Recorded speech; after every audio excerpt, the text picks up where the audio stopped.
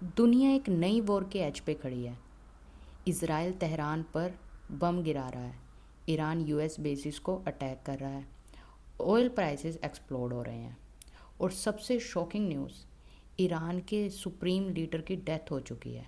लेकिन क्या ये वॉर वर्ल्ड वॉर बन सकती है? दोस्तों, इमेजिन करिए एक ऐसा वॉर जिसमें सिर्फ दो कंट्रीज़ नहीं बल्कि पूरा मिडल ईस्ट इन्वॉल्व हो सकता है। इज़राइल तेहरान के पे एयर स्ट्राइक कर रहा है। ईरान यूएस मिलिट्री बेसिस को टारगेट कर रहा है। दुबई, कतार, लेबनान, सऊदी अरेबिया सब इस कन्फ्लिक्ट के इम्पैक्ट में आ गए हैं।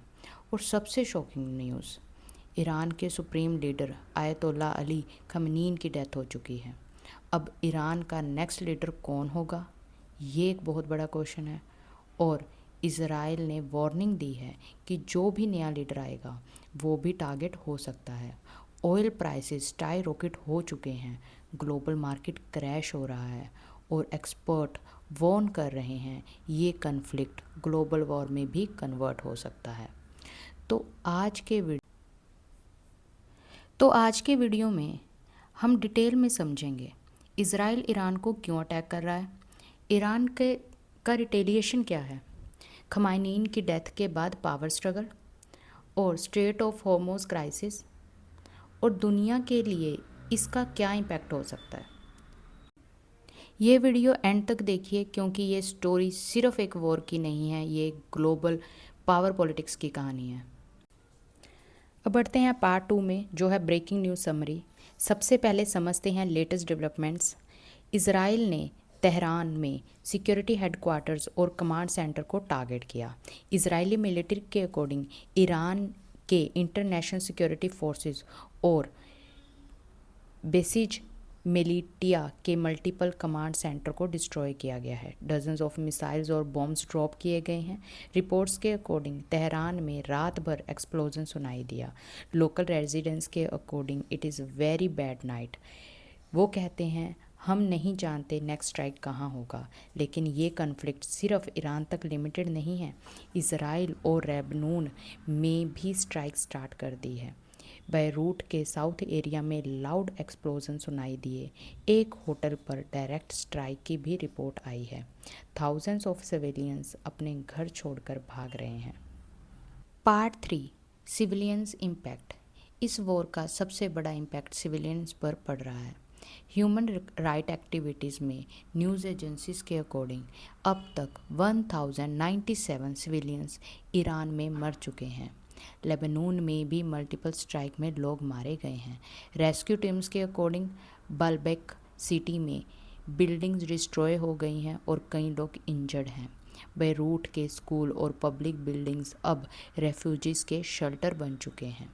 फैमिलीज़ जो कल तक नॉर्मल लाइफ जी रही थी वो आज वॉर जोन में फंस चुकी हैं। ईरान रिटेलिएशन पार्ट 4 सबसे इम्पोर्टेंट।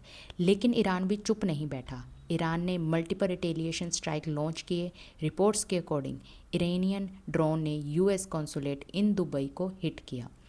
एक ballistic missile US base in कतार पर भी स्ट्राइक हुई। सऊदी अरेबिया ने भी एक इरानियन ड्रोन इंटरसेप्ट किया है और गल्फ रीजन में टेंशन रैपिडली एस्केलेट हो रहा है। Part 4, Iran navy ship incident. इस कन्फ्लिक्ट का एक मिस्ट्रीज इंसिडेंट भी सामने आया है। श्रीलंका के पास एक Iranian navy vessel IRIS Dena sinking condition में मिला। शिप पर 180 सेलियर्स थे। श्रीलंका नेवी और एयरफोर्स ने रेस्क्यू ऑपरेशन स्टार्ट किया। 30 इंजर्ड सेलियर्स को हॉस्पिटल भेजा गया। अभी तक ये क्लियर नहीं है कि ये शिप एक्सीडेंट में डूबा है या फिर अटैक का ही रिजल्ट था, वॉर अटैक का रिजल्ट। ये एक कंफ्यूजन है यहाँ पे, एक्सीडेंट में डूबा या फिर वॉर अटैक पे का रिजल्ट है। Khamenei death and successor crisis part 6।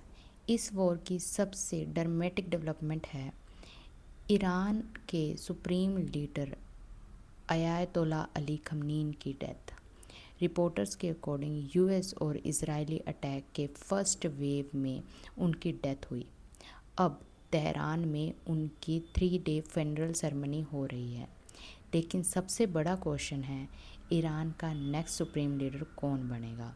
Reporters के अकॉर्डिंग खमीनी के सन मुज्तबा खमीनी फ्रंट रनर हैं, लेकिन इजराइल ने एक शॉकिंग वार्निंग दी है।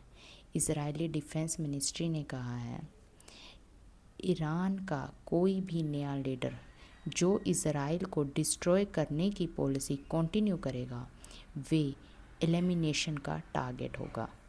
इस शॉकिंग वार्निंग के बाद ये इस बात पे बहुत बड़ा क्वेश्चन बन गया है कि अब नेक्स्ट कौन। अब बात करते हैं पार्ट 7, जो कि बहुत इंपॉर्टेंट है, स्ट्रेट ऑफ हॉर्मुज़ क्राइसिस। ये वॉर का सबसे बड़ा इकोनॉमिक इम्पैक्ट है। ईरान ने स्ट्रेट ऑफ हॉर्मुज़ को क्लोज़ कर दिया है। ये दुनिया का सबसे इम्पोर्टेंट ऑयल शिपिंग राउट है।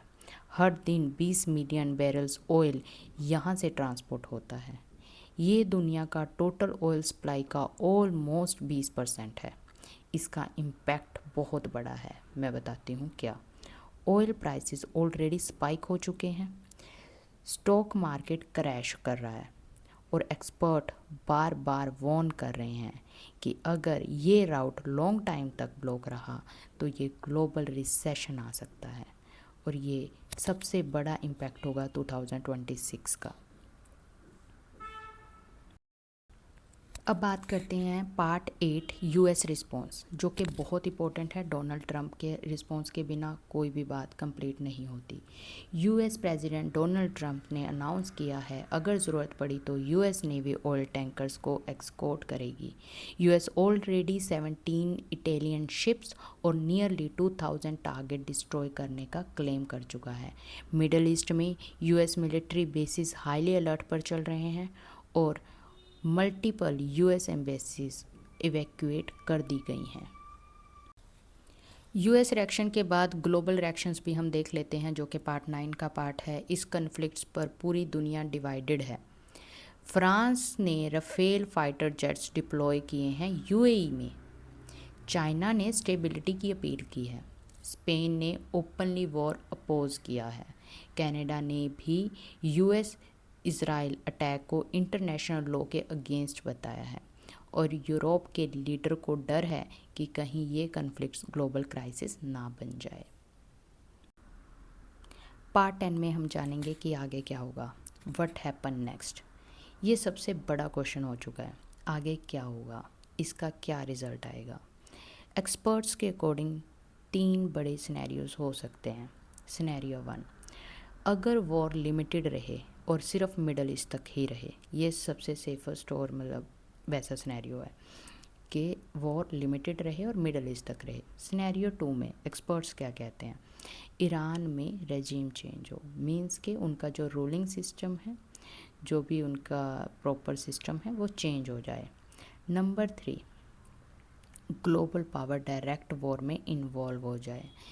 अगर थर्ड सिनेरियो हुआ तो ये conflicts world war level crisis बन सकता है, जिसका सबको डर है कि ऐसा ना हो। तो इसलिए ये सिनेरियो लिमिटेड ही रहना चाहिए और इसको जल्दी से जल्दी क्लोज हो जाना चाहिए। मिडल ईस्ट का ये कन्फ्लिक्ट सिर्फ एक रीजन वॉर नहीं है, ये ग्लोबल जियोपॉलिटिक का टर्निंग पॉइंट हो सकता है। Oil market, global economy, international alliances, सब कुछ चेंज हो सकता है। आपको क्या लगता है, क्या ये वॉर एस्केलेट होगा या डिप्लोमेट सोल्यूशन निकलेगा? कमेंट में ज़रूर बताइए। अगर आपको डीप एनालिसिस और रिसर्च न्यूज़ पसंद है तो ये चैनल सब्सक्राइब करना ना भूलिए। मैं आपको मिलूँगी नेक्स्ट वीडियो में। Thank you, take care.